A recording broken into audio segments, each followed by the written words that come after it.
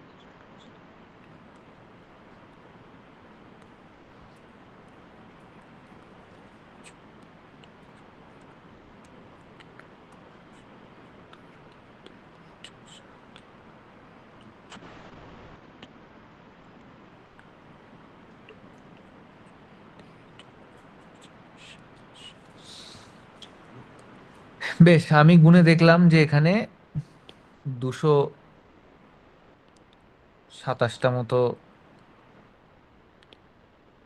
শব্দ আছে।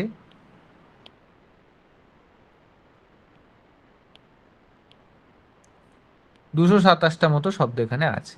তাহলে এই মোটামুটি 3 দিয়ে ভাগ করলে কত আর হবে?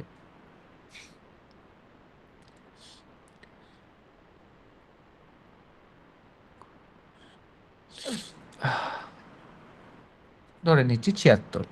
তো মোটামুটি 76-এর মধ্যে তোমাকে লিখে শেষ করতে হবে। এইবার এইখানে আমাদের একটা ক্যালকুলেশন দেখতে হবে।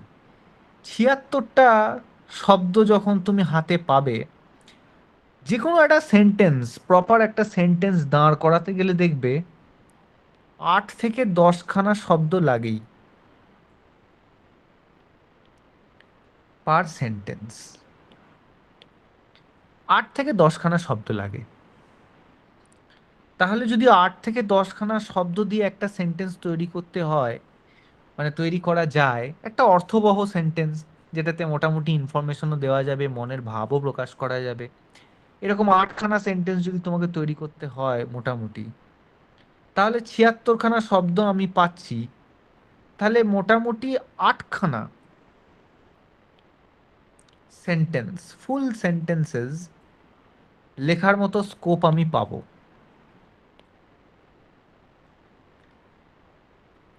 এটা কিন্তু ইম্পর্ট্যান্ট একটা ক্যালকুলেশন। তাহলে 76টা ওয়ার্ড আমার হাতে আছে, 76টা শব্দের মধ্যে আমাকে মানে এটাকে র্যাপ আপ করতে হবে একটা অর্থবহ সেন্টেন্স, যেটাতে আমি ইনফরমেশনও দিতে পারবো, মনের ভাবনাও প্রকাশ করতে পারবো, আর্টিকেল প্রিপোজিশনও বসাতে হবে, সব মিলিয়েই ব্যাপার আছে। তাহলে 8-10 খানা শব্দ মানে শব্দ আমার লাগবে একটা বাক্যে। তাহলে দেখা গেল যে আমি মোটামুটি 8 খানা সেন্টেন্স আমি দাঁড় করাতে পারবো, 7 থেকে 8 খানা। এবার যদি তুমি সেন্টেন্স আর একটু বড় করতে চাও তাহলে 7 থেকে 8 খানা, মোট কথা 7 to 8 সেন্টেন্সেস। তাহলে এই 7 থেকে 8 খানা আমাকে যে বাক্য আমি দাঁড় করাবো, এই 7 থেকে 8 খানা বাক্য আমি কোথা কোথা থেকে তুলবো সেইটা এবার আমি ভাগ করব ফটাফট। এই যে এত কিছু বললাম, it all comes down two one thing, যে আমি কত দ্রুত এই ভাগটা করতে পারছি। তাহলে আগে আমি গোটা প্যাসেজটা পড়ি তোমাদের সামনে, তাহলে ভাগ করা যাবে। দেখো কি বলছে, what I have most wanted to do throughout the past 10 years is to make political writing into an art. শেষ কয়েক বছর ধরে আমি যেটা চেষ্টা করে আসছি, যেটা চেয়েছি, সেটা হচ্ছে শেষ 10 বছর ধরে to make political writing into an art, রাজনৈতিক লেখা যাতে একটা শিল্প হিসাবে পরিচিতি পায়। My starting point is always a feeling of partisanship, a sense of injustice. তো বলছে যখন আমি শুরু করলাম তো তখনই আমার মনে হয় যে মনের মধ্যে এই অবিচারের একটা ভাবনা ছিল, আ sense of injustice. When I sit down to write a book, I do not say to myself, I am going to produce a work of art. আমি যখন একটা বই লিখতে বসি আমি নিজেকে বলি না যে আমি একটা শিল্পী মানে শিল্পকলা কিছু তৈরি করতে যাচ্ছি। I write it because there is some lie what I want to expose. আমি লিখি কারণ আমার মনে হয় কিছু মিথ্যা আছে, যে মিথ্যাগুলো সামনে আসা প্রয়োজন। Some fact to which I want to draw attention, বেশ কিছু তথ্য আছে যেই তথ্যগুলোতে আমি চাই যে লোকের দৃষ্টি আকর্ষিত হোক।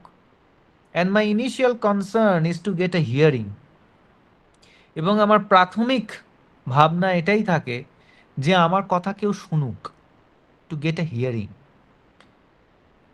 But I could not do the work of writing a book or even a long magazine article if it were not also an aesthetic experience. বলছে অবশ্যই আবার এটাও ঠিক যে আমি কোনো একটা বই বলো বা একটা ম্যাগাজিনে আর্টিকেল বলো লিখে শেষ করে উঠতে পারিনি যদি তার মধ্যে কোনো শৈল্পিক অভিজ্ঞতা না থাকে। মানে লিখছি মানে এরকম নয় যে একটা মিথ্যাকে আমি তুলে ধর মানে মিথ্যাকে আমি অনুসন্ধান করে সেটা সত্যটা আমি বার করে আনবো, শুধুই যে এইটুকু থাকবে তা নয়, মানে তার মধ্যে যেন একটা শিল্পের ভাবও থাকে। Anyone who cares to examine my work will see that even when it is downright propaganda, it contains much that a full-time politician would consider irrelevant. বড় সেন্টেন্স, ভাগ ভাগ করে পড়ি কি বলছে। Anyone who cares to examine my work, যদি কারোর মনে হয় যে না আমার লেখা একটু পড়ে দেখবে, সে দেখতে পাবে, will see that even when it is downright propaganda. Propaganda কি জিনিস জানো? প্রোপাগান্ডা হচ্ছে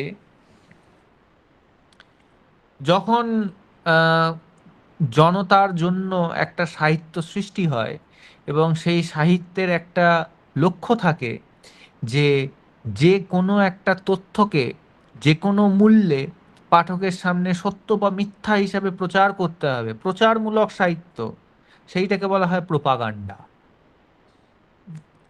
যেহেতু এটা রেকর্ড হচ্ছে, প্রোপাগান্ডার আমি চাক্ষুষ উদাহরণগুলো আর তোমাদের দিতে পারলাম না, বাট প্রোপাগান্ডা সাহিত্য হচ্ছে সেইটাই যেইটা প্রচারমূলক সাহিত্য।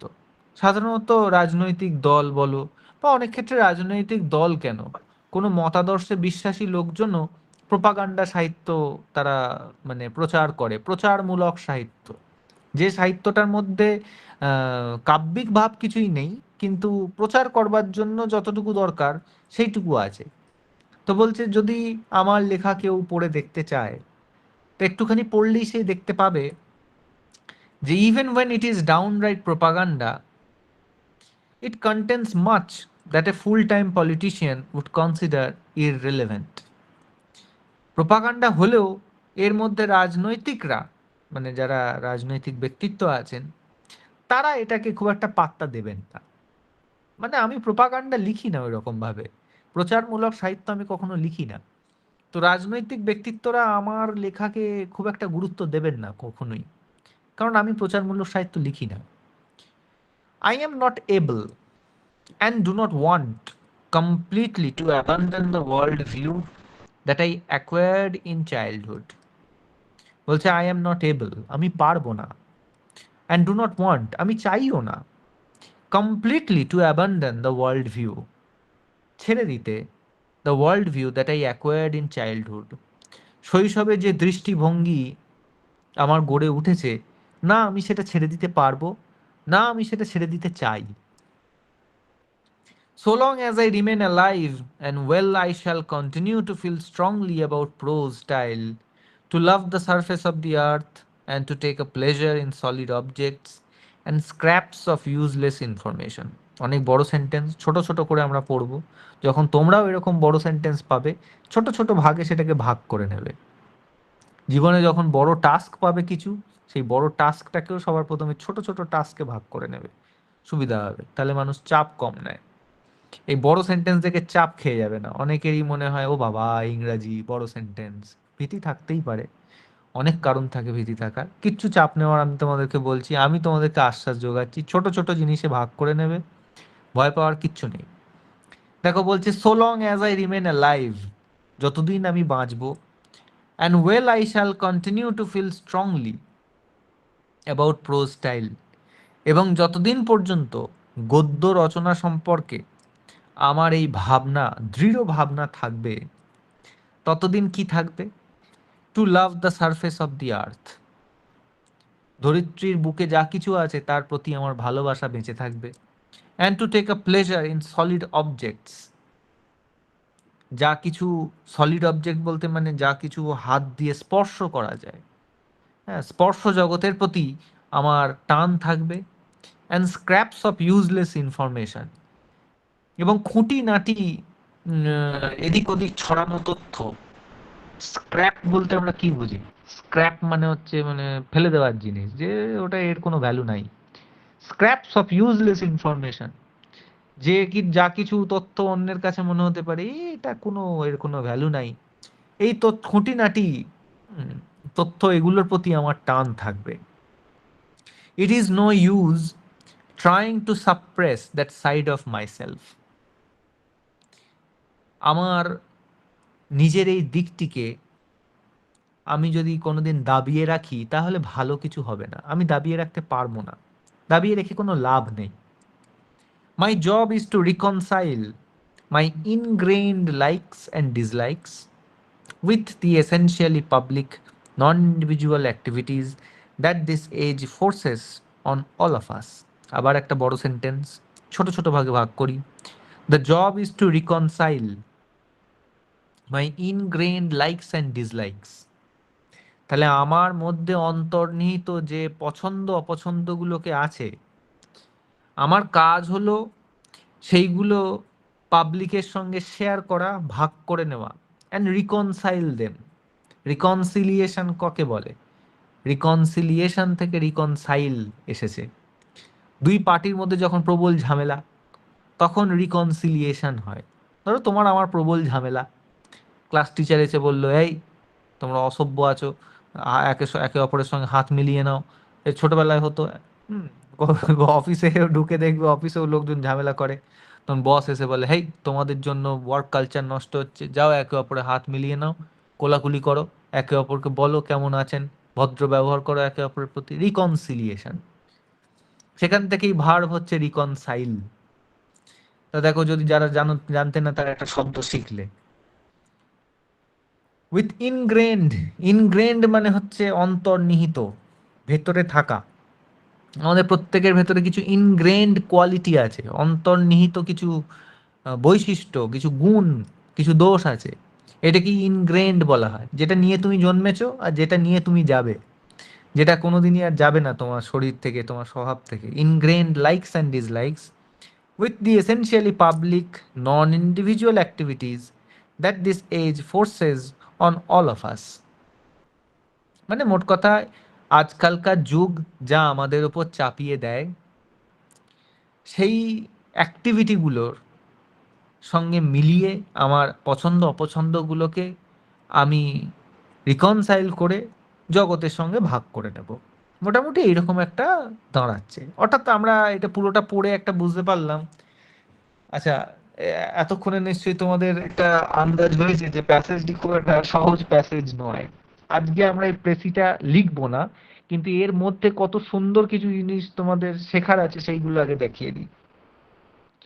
দেখো এখানে একটা, দেখো এখানে এই একটা সেন্টেন্স দেখো, বলছে so long as I remain alive. তাহলে এরকম বলতেই পারতো, আই, মানে এরকম তো সেন্টেন্স হয় না ইংরেজিতে। So long as I remain alive, well, I shall continue to feel strongly. এই ওয়েলটাকে আগে দেওয়া আছে কেন এরকম ভাবে? যখন আমরা কিছু জোর দিয়ে বলি, এগুলোকে বলা হয়, অত গভীরে আমি যাচ্ছি না, কিন্তু জেনে রাখো যদি তোমাদের কোনোদিন কাজে লাগে, এমফাসিস করার জন্য। এমফাসিস করার জন্য তো বটেই, এটাকে ল্যাটিনেট এক্সপ্রেশন বলে। অত গভীরে আমি যাচ্ছি না। আচ্ছা। ইংরেজি ভাষার অনেক কিছুই ল্যাটিন থেকে এসছে। এই ল্যাটিনের এই এক্সপ্রেশনগুলো, shall I go, go I must. Hmm, go I must go, বলে আমাকে যেতেই হবে। আই মাস্ট গো মানে তো তাই। গো আই মাস্ট, এটা আরো জোর দিয়ে বলা, মানে যা বই আমি, কার বাপ আমায় আটকায় দেখি, এইটাকে বলে গো আই মাস্ট। তাহলে এই যে গো আই মাস্ট, এইটাকে এইরকম আগে দেওয়া হচ্ছে। এইগুলো হচ্ছে ল্যাটিনেট এক্সপ্রেশন। যদি কেউ ইংরাজির ছাত্র ছাত্রী থেকে থাকো, তারা প্যারাডাইজ লস্ট নিশ্চয়ই পড়েছো, সেখানে ভর্তি ভর্তি এই জিনিস পাবে, আশা করি মনে পড়ছে। তো সেখানে এই ধরনের জিনিস থাকে, তো তখন এইগুলো ব্যবহার করা হয়। ট্রান্সলেশনে কিছু কিছু ক্ষেত্রে এইগুলো আমরা ব্যবহার করতে পারি, তাহলে আমাদের ট্রান্সলেশন কিন্তু সুন্দর হবে। ধরো তোমাকে একটা এরকম ট্রান্সলেশন দিয়েছে, সেখানে একটি ক্যারেক্টার বলছে যে যেতে আমাকে হবেই, না হলে আমি মরে যাব। তো তখন বলছে go I must or I shall die. এই শ্যাল আর উইলের ব্যবহার কোথায় হয়? আই এর সঙ্গে শ্যাল ব্যবহার হয় সবসময়, ফার্স্ট পার্সনের সঙ্গে সবসময় শ্যাল ব্যবহার হয়। এখন লোকজন দেখবে ফার্স্ট পার্সনের সঙ্গে, ফার্স্ট পার্সন কি কি আছে? আমি, আমরা। সেকেন্ড পার্সন আছে কে কে? তুমি, তোমরা। আর third person he, she, Ram, Shyam, Jadu, Madhu, they, যা কিছু আছে। তাহলে ফার্স্ট পার্সন আই আর উই এর সঙ্গে সবসময় শ্যাল হয়। আর যখন I shall, you shall, second পার্সনের সঙ্গেও শ্যাল হয়। আর যেগুলো থার্ড পার্সন, তাদের সঙ্গে উইল হয়। এইটা ইন্টারচেঞ্জ হয়ে যায় যখন এমফ্যাসিস দেওয়া হয়। এইটাও আমরা ব্যবহার করতে পারি, এটা শিখে রাখ। কিরকম? বলছে I shall, I, we shall, সাধারণত এটি ব্যবহার হয়। ইউ শ্যাল, এটি ব্যবহার হয়। শি উইল, তাই তো? এটা উল্টে যাবে, আই আর উই উইল মানে আমরা করবই, এটা জোর দেওয়া হচ্ছে, যাবই, করবই, খাবই। ইউ উইলও তাই, কিন্তু এখন এগুলো ইন্টারচেঞ্জেবলি ব্যবহার হয়ে যায়। হ্যাঁ, অনেকে করে, মানে না সেরকম। You shall go there, he or she shall মানে হচ্ছে যে তাকে জোর দিয়ে বলা হচ্ছে সে করবেই, সে যাবেই, যখন এটা ইন্টারচেঞ্জ হয়ে যায়। এটা কি বলা হয়? শুডটা আবার আলাদা। মোট কথা এই যে তোমাদের যেটা শেখালাম যে গো আই মাস্ট, এইরকম এক্সপ্রেশন। তারপর হচ্ছে দেখো এখানে যেটা আছে well I shall continue to feel strongly, এগুলোর মানে হচ্ছে ওই জোর দিয়ে এমফাসিস বোঝানোর জন্য। So long as I remain alive, যতদিন আমি বাঁচবো। এই যে একটা কাব্যিক এক্সপ্রেশন এখানে বলা হচ্ছে, এইগুলো আমরা ট্রান্সলেশনে কিছু কিছু ক্ষেত্রে ব্যবহার, ট্রান্সলেশনেরও 3টে ক্লাস আমি ভেবে রেখেছি। ট্রান্সলেশনে তোমাদের একটু সময়ও লাগবে, ওয়েটেজ ওটার বেশি আছে, তো তখন এইগুলো কিন্তু কাজে দেবে। আরও কিছু তোমার দেখাচ্ছি, দেখো বলছে এ দেখো এখানে দেখো ইসলামিক পলিটিক্যাল, আর একটা দেখলাম কোথায়,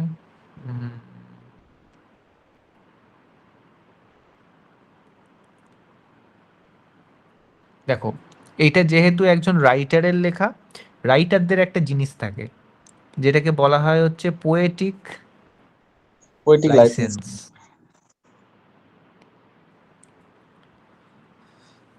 নিশ্চয়ই ইংরেজির ছাত্র আর থাকতে পারছে না, বলে ফেললো এই জন্য একদম পোয়েটিক লাইসেন্স।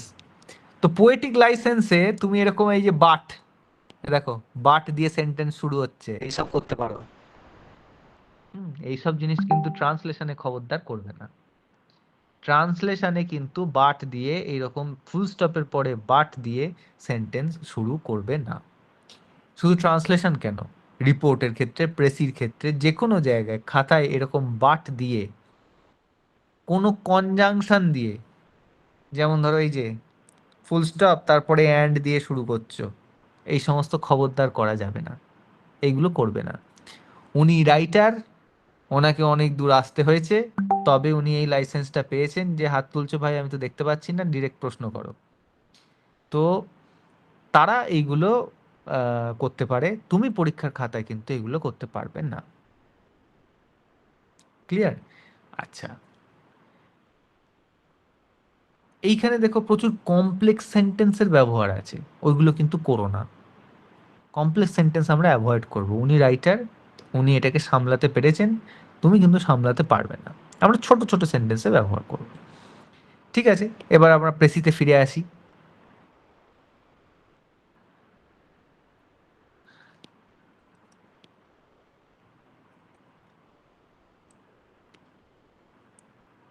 এইবার আমরা একটা ইম্পর্টেন্ট জিনিসে ঢুকছি, ছোট্ট জিনিস, বেশি কিছু ভাবনার নয়।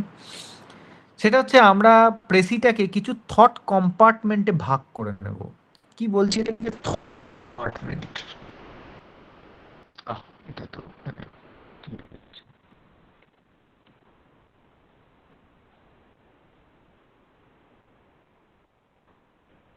যতগুলো সেন্টেন্স ততগুলো থট কম্পার্টমেন্ট, ট্রেনের যেরকম বগি হয় সেই রকম। যতগুলো সেন্টেন্স ততগুলো থট কম্পার্টমেন্ট। তাহলে আমরা 7 থেকে 8খানা সেন্টেন্স ওখানে করব ভেবেছি। তাহলে 7 কি 8খানাতে আমরা ভাগ করব, দেখা যাক কটা 7খানা 8খানা আমরা, 7টা না 8টা কটা আমরা পাই।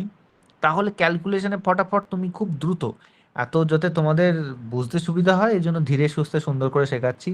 প্রেসি করবার সময় তোমরা যখন করবে, তোমাদের সামনে লিখে দেখাবো, তখন ফটাফট করবো, দেখবে তোমরাও কিভাবে দ্রুত করতে হয়। তো 7-8খানা থট কম্পার্টমেন্টে আমরা এখানে ফটাফট ভাগ করে নেব। কিরকম দেখো, বলছে what I have most wanted to do throughout the past 10 years is two make political writing into an art. এক একটা ভাবনাকে আমরা এক একটা সেন্টেন্সে বেঁধে ফেলবো। My starting point is always feeling a feeling of partisanship, a sense of injustice. When I sit down to write a book, I do not say to myself, I am going to produce a work of art. I write it because there is some lie that I want to expose. আচ্ছা, এক একটা জায়গা দেখবে এক একটা ভাবনাকে প্রকাশ করছে, সেই ভাবনাগুলোকে আমরা একটা সেন্টেন্সেই রাখবো। যেমন ধরো এইখানে বলছে এইখান থেকে এইটুকু,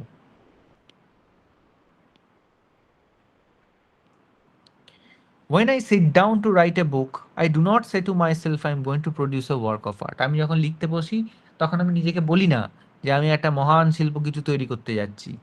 আমি লিখি তার কারণ আমার মনে হয় যে জগতে কিছু মিথ্যা আছে, যে মিথ্যাগুলোকে এক্সপোজ করা প্রয়োজন, কিছু তথ্য আছে যেগুলোতে দৃষ্টি আকর্ষণ করা প্রয়োজন। এই যে লেখাটা, এই যে ভাবনাটা লিখছি, এই ভাবনাটা, এই দুটো সেন্টেন্সের ভাবনা মোটামুটি এক, কন্টিনিউয়েশন অফ ওয়ান অ্যানাদার।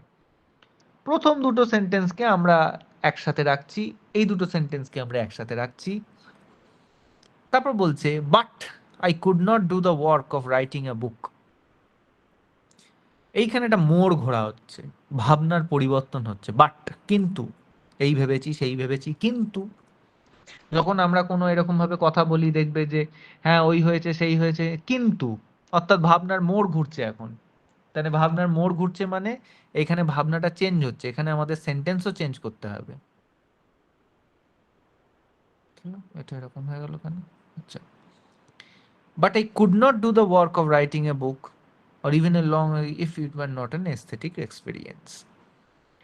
আচ্ছা, কি বলছে এখান থেকে এইটুকু।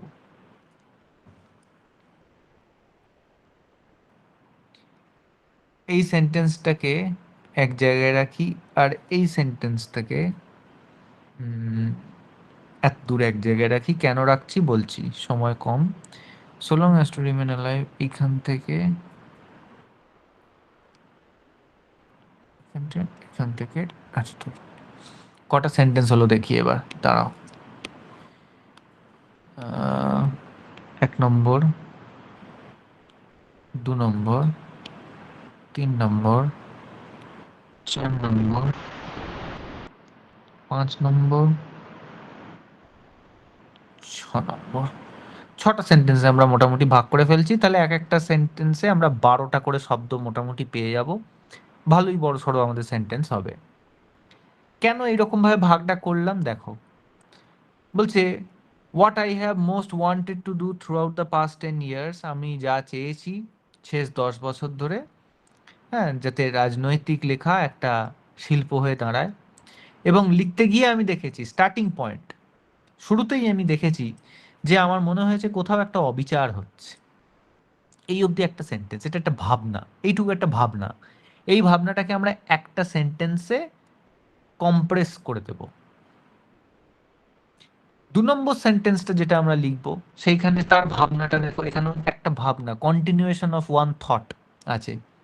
বলছে when I sit down to write a book, যখন আমি বই লিখতে বসি আমি ভাবি না আমি মহান কিছু শিল্প করতে যাচ্ছি, আমি লিখি তার কারণ এইটা। এইটা একটা ভাবনার কন্টিনিউয়েশন। এইটা আমরা সেকেন্ড সেন্টেন্সে ভেঙে ফেলবো। 3 নম্বর সেন্টেন্সে ভাবনার মোড় ঘুরে যাচ্ছে, দেখো শুরু হচ্ছে বাট দিয়ে, এই ভেবেছি সেই ভেবেছি, কিন্তু I could not do the work, আমি কাজটা করতে পারিনি, কোনো কাজই করে উঠতে পারিনি, যদি না তার মধ্যে কোনো এস্থেটিক এক্সপিরিয়েন্স, কোনো শৈল্পিক অভিজ্ঞতা যদি না থাকে, তাহলে আমি আবার কাজটা করতে পারিনি। এইখানে ভাবনার মোড় ঘুরে গেল। এই সেন্টেন্সটাকে আমরা একটা সেন্টেন্সে ছোট করে দেব, মানে কম্প্রেস করে প্রেসি করব। 4 নম্বর সেন্টেন্সটা কি বলছে, এটা আরেকটা ভাবনা। Anyone who cares to examine my work will see that even when it is downright propaganda, it contains much that of a full-time politician would consider irrelevant. তো বলছে যে আমার আমার লেখা কেউ যদি পড়ে তাহলে বুঝতে পারবে যে আমি প্রোপাগান্ডা লিটারেচার লিখি না, হ্যান ত্যান ইত্যাদি। আই এম নট এবল, আমি চাই না, আমি পারবও না, আমি যে দৃষ্টিভঙ্গি নিয়ে বড় হয়েছি সেটাকে মুছে ফেলতে। এইটা একটা ভাবনা হলো। 5 নম্বর সেন্টেন্সটা দেখো, এইখানেও একটা ভাবনা এটাই আসছে। সো লং অ্যাজ, আমি যতদিন বেঁচে থাকবো, যতদিন আমি গদ্য নিয়ে এই ভাবনা ভাবতে থাকবো, ততদিন আমার পৃথিবীর ভূপৃষ্ঠের ওপর যা কিছু আছে, যা কিছু সুন্দর, তার প্রতি আমার টান থাকবে, হ্যান থাকবে। It is no use trying to suppress, এই আমার এই দিকটা আমি কোনোদিন অবদমিত করে রাখতে পারবো না। এইটা একটা সেন্টেন্সে আমরা ভেঙে ফেলবো। The job is to reconcile my ingrained likes and dislikes with this সেন্টেন্সটা। মোট কথা, একটা লেখার মধ্যে বেশ কিছু ভাবনা ঘোরাফেরা করছে। এই এক একটা ভাবনা হয়তো 2খানা 3খানা সেন্টেন্স নিয়ে ছড়িয়ে আছে। আমরা এই ভাবনাগুলোকে এক একটা সেন্টেন্সে বেঁধে ফেলবো, বেঁধে আমরা জিনিসটাকে কম্প্রেস করে আনবো প্রেসির মাধ্যমে। এবার তোমার মনে হবে যে ভাই এত নাটক করে আমার কি হবে, কি সুবিধাটা আমার হবে এত নাটক করে? এই নাটকটা করে তোমার একটাই সুবিধা হবে, সেটা হচ্ছে তোমার একটা ইনফরমেশনও বাদ যাবে না। কোনো ইনফরমেশনই তোমার লেখা থেকে বাদ যাবে না। প্রত্যেকটা সেন্টেন্সের নির্যাস তোমার প্রেসির মধ্যে থাকবে, এবং তুমি যখন লিখতে যাবে তখন তোমার মনে হবে না যে আমার শব্দ কম পড়ে যাচ্ছে বা ইত্যাদি ব্যাপার। তাহলে প্রথমে আমরা যখন একটা সেন্টেন্স লিখব, সেন্টেন্সটা মানে একটা মানে প্রেসিটা শুরু করব, তখন দেখবো যে আমাদের কোথা থেকে শুরু করতে হবে। এইটা আমাদের খুব সহজে চোখের সামনে থাকবে। তাহলে যখন 10 মিনিটের মধ্যে তোমাকে এই জিনিসটা করতে হবে, তোমার প্রথমেই এত কিছু যে বললাম, it all comes down to how you perform in the exam hall, তাই তো? How good you are performing in the exam hall. তো এক্সাম হলে যখন তুমি প্যাসেজটা দেখবে, সুটেবল টাইটেলের কথা বলা আছে, টাইটেল ঠিক দেওয়া হবে, ওটা আমারই কিছু ব্যাপার নয়, টাইটেল আমি পরের দিন দেখাবো। কিন্তু প্রথমেই প্রেসিটা পেয়েই আমরা কি করব, প্যাসেজের শব্দ গুনবো, ফটাফট শব্দ গুনে নেব। শব্দ গুনেই আগে আমি প্রেসিটাকে ফার্স্ট রিডিং পড়বো। রিডিং পড়ে আমি তার মোটামুটি নিজের ভাষায় যে মানেটা দাঁড়াচ্ছে, সেই মানেটা আমি ভেবে ফেলবো। সেকেন্ড রিডিং দিতে হবে, থার্ড রিডিং দিতে হবে, প্রয়োজন হলে ফোর্থ রিডিং, ফিফথ রিডিং দিতে হবে। তোমার কটা রিডিং দরকার হচ্ছে যে তোমার ওই মানে পুরোটার সব মানে অর্থ বোঝবার জন্য, সেটা তোমার ব্যাপার। তাহলে যদি 10 মিনিট সময় থাকে, তাহলে তোমার মানে 30 সেকেন্ডের বেশি লাগার কথা নয় যে প্রত্যেকটা ওয়ার্ড কাউন্ট মানে করে নিতে। ওয়ার্ড কাউন্ট করে কটা ওয়ার্ড মধ্যে তোমাকে যোগ করতে হবে। 1 মিনিট তোমাকে সময় দেওয়া হচ্ছে যে কটা শব্দের মধ্যে আমি ভাঙবো, কটা আমি ব্রেক করব প্রেসির মধ্যে। এইটা মানে ভাবার জন্য তোমাকে 1 মিনিট দেওয়া হচ্ছে। তুমি ফটাফট গুনবে, গুনে দেখবে যে তোমার, আচ্ছা তুমি গুনে দেখলে 227খানা শব্দ আছে, 76টা শব্দের মধ্যে আমাকে লিখতে হবে। ঠিক আছে, এক একটা সেন্টেন্সে আমার 10খানা মতো আমার কি বলবো ওয়ার্ড লাগবে। তাহলে আমি 8টা সেন্টেন্সের মধ্যে এটাকে র্যাপ আপ করতে পারবো। এইবার তুমি দেখবে যে আমাকে তাহলে 8খানা ভাঙতে হবে, 8 অথবা তার কম, 8-এর বেশি আমাকে ভাঙা যাবে না। যেমন আমরা 6টায় ভাঙলাম, দিয়ে তুমি এবার পড়তে আরম্ভ করবে যে এক একটা ভাবনার স্প্যান কতটা, এই এক একটা ভাবনাগুলোকে তুলে সঙ্গে সঙ্গে তুমি ওটাকে ব্র্যাকেট করে নেবে যে এইটুকু অংশ আমি একটা সেন্টেন্সে কম্পাইল করব, এইটুকু অংশ আমরা একটা সেন্টেন্সে কম্পাইল করব, এইটুকু একটা সেন্টেন্স, এইটুকু একটা, তাহলে আমার 6টা সেন্টেন্সের মধ্যে প্রেসি দাঁড়িয়ে যাচ্ছে। এইবার তুমি লিখতে আরম্ভ করবে। লেখার পর প্রথমে একটা রাফ করতে হবে। কখনো প্রেসিতে ওই যেখানে আনসার লিখছো সেখানেই প্রেসি লিখে দেবে না, পাশে পিছনে তোমাকে খাতার পিছনে পিছন যে একদম লাস্ট পৃষ্ঠাটা থাকে, সেইখানে তোমাকে লিখতে হবে। এখনো দেরি আছে প্রেসে শিখতে, আজকে আমি জাস্ট প্রিলিমিনারি ফেজটা বলছি। সেইখানে তোমাকে রাফটা করতে হবে। একটা সেন্টেন্স লেখার পর সেটাকে পলিশ করতে হবে যে এটাকে আমি আরো ছোট কিভাবে করব, আমি এটাকে প্রিপোজিশন এটাকে আরো কিভাবে কমাবো। এই জায়গাটা আমরা না দিলেও হবে, সেন্টেন্সটাকে আরেকটু ছোট করা যায় যদি আমি অন্যভাবে লিখি। এই সমস্ত করতে হবে, করে মোটামুটি দাঁড় করিয়ে, এটা করতে তোমার বেশিক্ষণ সময় লাগবে না, 4 মিনিট মতো সময় লাগবে। পলিশটা করতে তোমার বেশি সময় যেটা লাগবে সেটা হচ্ছে কোন ভাবনাগুলোকে তুমি কোন মানে বাক্যে তুমি কম্প্রেস করবে, ওইটুকু জায়গাতে। ওইটাই হচ্ছে প্রেসির আসল জায়গা। প্রেসি লেখা আমারই কিছু ব্যাপার না, তুমি ফটাফট যে এখান থেকে একটা লাইন তোলো, মাঝখান থেকে, প্রথম থেকে, মাঝখান থেকে, শেষ থেকে, তোমার প্রেসি দাঁড়িয়ে যাবে। কিন্তু তুমি অনেক ইনফরমেশন মিস করে যাবে, আর সেই জিনিসটা কিন্তু প্রেসিতে ধরা পড়ে যে এ তো একদম মানে দায়সারা করে একটা প্রেসি লিখেছে।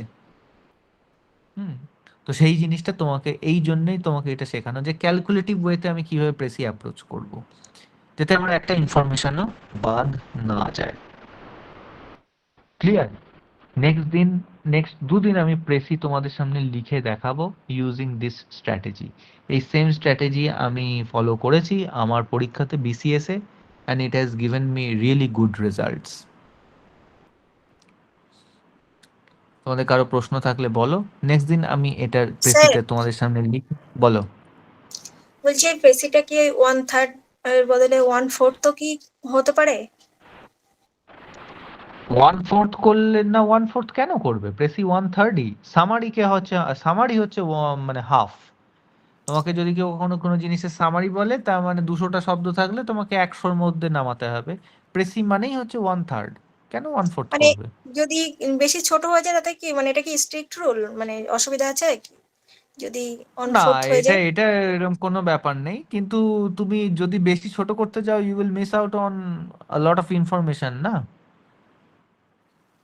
আচ্ছা, তোমার যদি ঠিক মনে আছে। হয় তুমি 1/4 এর মধ্যে ইনফো সব ভরে দিতে পারবে, hats off to you, but প্রেসির মানে স্ট্যান্ডার্ড এটাই হচ্ছে 1/3, সামারি হচ্ছে ঠিক হাফ। আছে।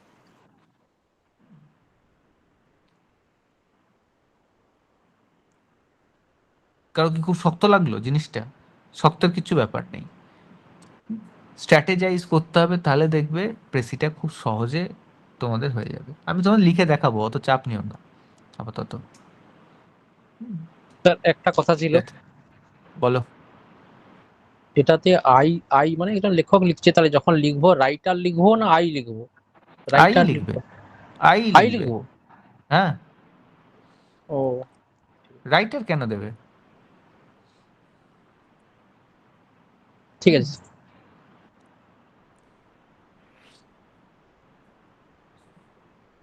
এর আগে পর্যন্ত যা বললাম কারো কিছু অসুবিধা থাকার কথা নয়, এখনই অসুবিধা থাকার কথা নয়, অনেক প্রশ্ন আসবে।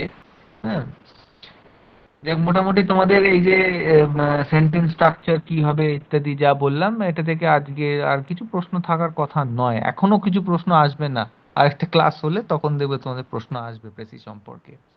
আজকে যতটুকু হলো আমি তোমাদের এইটা ফরওয়ার্ড করে দেব। আর আমি 5খানা তোমাদের ইয়ে দিচ্ছি, টপিক দিচ্ছি রিলেভেন্ট টু কারেন্ট ইস্যুস, সেগুলোর ওপরে লিখে আমি একটা ডেট বলে দেবো, সেই দিনকে তোমরা তাহলে জমা দেবে। Next class is day after tomorrow, সেদিনকে ট্রাই টু অ্যাটেন্ড, প্রেসিটা লিখে দেখানো হবে, দুটো প্রেসি লিখে দেখাবো তোমাদের।